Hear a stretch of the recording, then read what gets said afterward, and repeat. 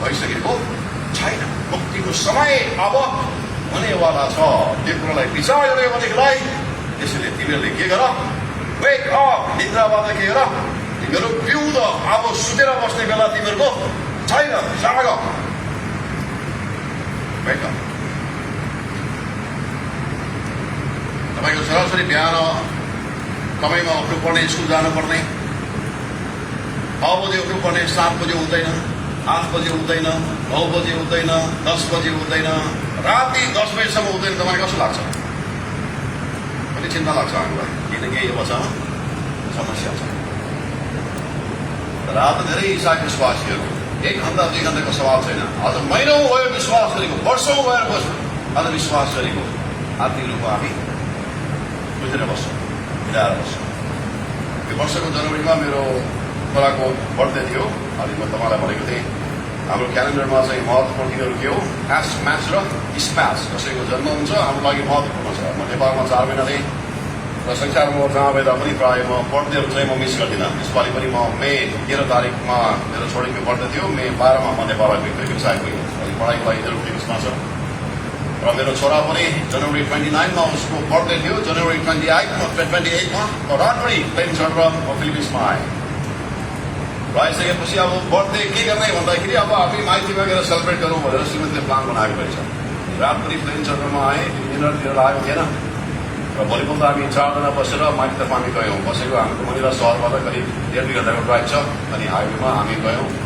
बाटोमा जाँदाखेरि अब 4 महिना हो तिमीले नेपालको खाना, किन यहाँको खाना मिस गरेको, तिमीलाई जे मनपर्छ खाउँ भनेर रेस्टुरेन्टमा कन्न खुवाइदियो मलाई श्रीमतीले। के मन लाग्छ खाउँ। बेस गरी खाएपछि के लाग्यो, यस्तो निद्रा लाग्यो ड्राइभ गर्दै जाँदाखेरि। एकपल्ट विचार गर्नुहोस्, मैले नेपालमा म 43 सालमा ड्राइभिङ मैले सिकेको। तपाईँ कतिजना जन्मेको थिएन होला 43 सालमा। 48 सालमा मेरो लाइसेन्स। मलाई ड्राइभिङ मनपर्छ र सानैदेखि मैले ड्राइभिङ सिकेको। अनि हाम्रो 4 जना ड्राइभ गर्न सक्छ, तर पनि मलाई ड्राइभिङमा इन्जोय गर्छु। त्यस कारणले म आफै ड्राइभ गरेर गएँ। यसो हेर्छु श्रीमती धनमा निधाएर बसेको छ, पछाडि हेर्छु छोरा निधायो, यता छोरी निधायो। एक्लै गएको छु, मलाई कहिले पनि ड्राइभ गरेर निधाउँछु भन्ने लागेको थिएन। तपाईँलाई के भयो थाहा छ? जाँदा जाँदा म बसिरहेको छु। यस्तो भान भयो कि मलाई एक्कासी यस्तो प्रकारको मलाई एउटा आवाज आएको, मलाई भन्नु कि विजय उठा उठ। अनि म झस्याङ्ग बिउदै भयो। जब बिउदै मेरो गाडी एउटा थर्ड लेनमा थियो, 20 को लेन क्रस गरेर यतापट्टिको स्पिड लेनको यो पनि पेट्रोल ट्याङ्करलाई मैले झन्डै खानामा त लागेको रहेछ। यति नजिक पुगिसकेँ, च्याप्पो ब्रेक समातेर लेफ्टमा म नआएको भनेदेखिलाई 2 सेकेन्ड 3 सेकेन्ड त्यहाँ दिँदै गरेको भनेदेखिलाई ट्याङ्करमा मैले हान्थेँ। ट्याङ्कर आएको लागि हुन्थ्यो। हामी 4 जना त्यहाँ बाँच्थ्यौँ यस्तो लाउन।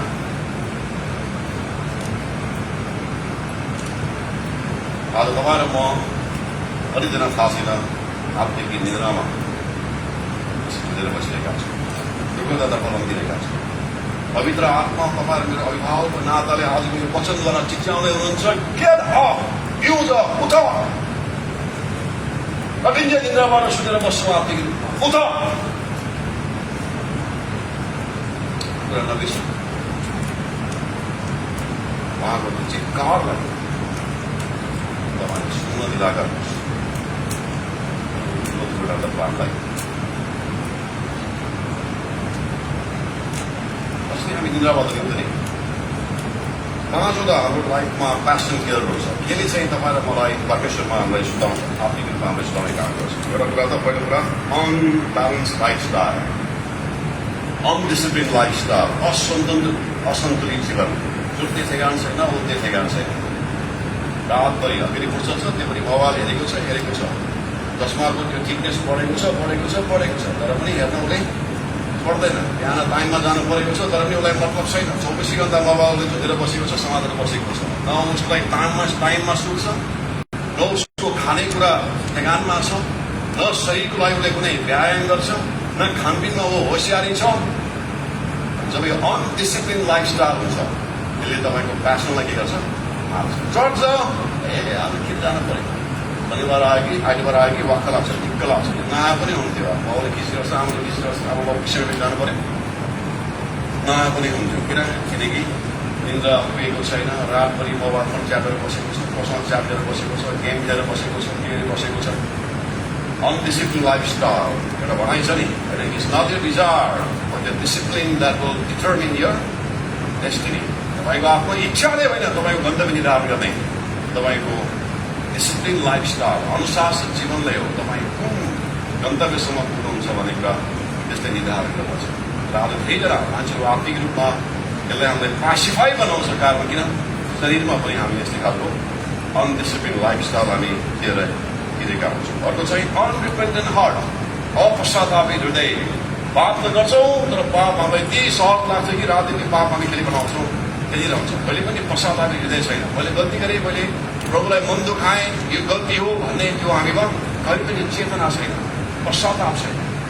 रात दिन त्यो जो हामी पापलाई खेली पठाउँछौँ, परमेश्वरप्रति हामीलाई कहिले पनि प्यार सृष्टि पार्दैन। जब पाप प्यारो बन्छ, परमेश्वर हाम्रो लागि प्यारो बन्दैन, हामीलाई शत्रु बन्छ। हामीलाई सङ्गत जान मन लाग्दैन, बाइबल पढ्न मन लाग्दैन, प्रभुको सेवा गर्ने हाम्रो ध्यान छैन। कारण किन? किनकि हामीलाई परमेश्वरभन्दा पनि बढी हामीलाई प्यारो पाप भइरहेको हुन्छ। अनरिपेन्टेन्ट हार्ट। त्यसपछि अस्पष्ट लक्ष्य, अनक्लिन पर्पज। के को लागि तपाईँ र मलाई परमेश्वरले सृष्टि गर्नुभएको, किन म संसारमा छु भन्ने बारेमा स्पष्ट छैन। तपाईँ बसमा चढ्नुहोस्, ड्राइभरले तपाईँले सोध्नुहोस् त्यो गाडी कहाँ जान्छ, होइन बस्नुहोस् त गइहाल्छ नि, बिग्रिन नगर्नुहोस्। भने कहाँ जान्छ भन्नुहोस् त, यो अगाडि जान्छ, गएपछि मलाई थाहा हुन्छ भने तपाईँ कसो लाग्छ? बस्न मन लाग्छ? अझ धेरैको विश्वासको जीवन यस्तै छ। मेरो जीवनको उद्देश्य के हो? प्रभुले के को लागि संसार राख्नु भएको छ, के मैले गर्नुपर्छ भन्ने त्यो उद्देश्य, त्यो लक्ष्य आज हामीलाई थाहा छैन। अस्पष्ट लक्ष्य, अनक्लियर पर्पज, त्यो प्यासन छैन, त्यो जोस छैन, जागृति छैन परमेश्वरमा, केही गर्नुपर्छ भन्ने त्यो उत्साह छैन। अर्को चाहिँ अन्डरनरी स्पिरिट, कुपोषण लागेको छ आर्थिक रूपमा पनि। किन कुपोषण लाग्छ? कहिले पनि बाइबल पढ्दैन, कहिले पनि एउटा रुटिन पुरा गर्ने हिसाबले मात्र पढ्छ उसले, कहिले पनि प्रार्थना गरेर मन पर्दैन। हरेक प्रार्थना गरेर भन्दाखेरि आशिषमा सिकाइन्छ उसले, खानामा आशिष दिनु, सन्तानमा आशिष दिनु, सेवाकाईमा आशिष दिनु, सबै कुरो आशिषमा बिर्सिन्छ। अब त्यो खानामा आशिष दिनु भनेको के भने उसले आफूलाई पनि थाहा छैन। भएको त्यो झिङ्गा हटाइदियो भने हो कि, नमिठो भए पनि मिठो बनाइदिनु भने हो कि, पढी भयो भने धेरै बनाइदियो भने हो कि, अब के मागेको आफै थाहा छैन। अनि प्रार्थनामा कसैले हामीलाई जागृति आउँछ, कसैले परमेश्वरसँग हामीले कुरा गर्न मन लाग्छ, होइन? अन्डरनरी स्पिरिट। र पाँचौँ कुरा चाहिँ अनरिजल्भ कन्फ्लिक्ट। जब द्वन्द्व हुन्छ, त्यो द्वन्द्वमा हामीले समाधान गर्दैनौँ, एक आपसलाई क्षमा गर्दैनौँ, एक आपसलाई स्वीकार्दैनौँ। हिजोको दिनभरिको चर्चा यही विषयमा थियो। प्रभुले के भन्नुभएको थियो? मत्ती 22:5, 22:23, 23:24मा, फेरि म फेरि चढाउँदैछु, तर आफ्नो भाइको विरुद्धमा केही छ भने पहिला गएर मिलाप गर। हामीले चढाउने भेटी भन्दा पनि, आराधना भन्दा पनि परमेश्वरको लागि महत्त्वपूर्ण के छ?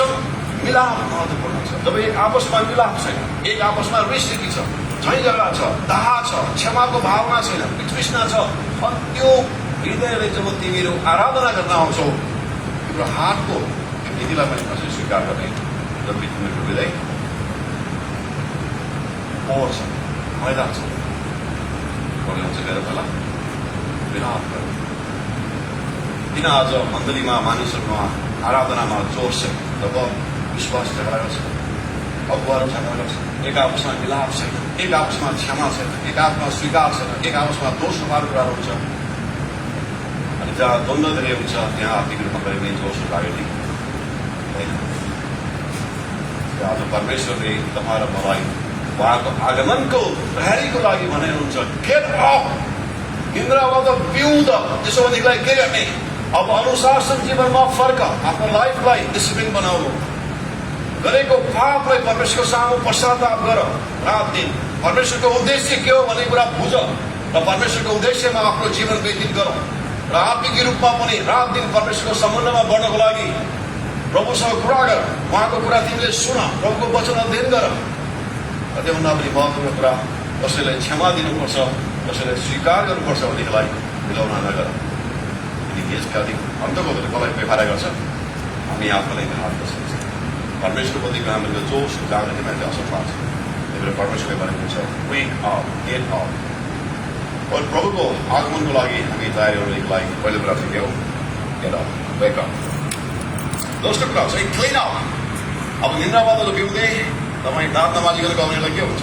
कहिलेकाहीँ म पलङमा बसेको थाकेर आउँछु अनि दाँत नमाजिकन हिँडाइ बनाउँछु मङमै ब्रस ल्याएर श्रीमतीका दाँत मार्दै आउँछु मलाई बुढा आउँछ दाँत मार्दै जान होइन मलाई सुत्दैन आज छोड्दैन किन मलाई छोड्दै किनकि तपाईँ सुत्नेलाई चाल पाउँदैन तर तपाईँको सँगै सुत्नेलाई कति गाह्रो हुन्छ उसले चाल पाउँछ तपाईँ त मस्ती दिनाउला तर सँगैकोलाई कति गाह्रो हुन्छ भने कति उसलाई थाहा छ तपाईँको प्लेनमा यात्रा गर्दै हुनुहुन्छ विचार गर्नुहोस् न 18 गते 19 गतेको यात्रामा जाने हुन्छ अहिले पनि प्लेनमा आउँदैछ यस्तो राम्रो सिट पायो हामीले पहिला बुक गरेको थियो अनि मेरो साइडमा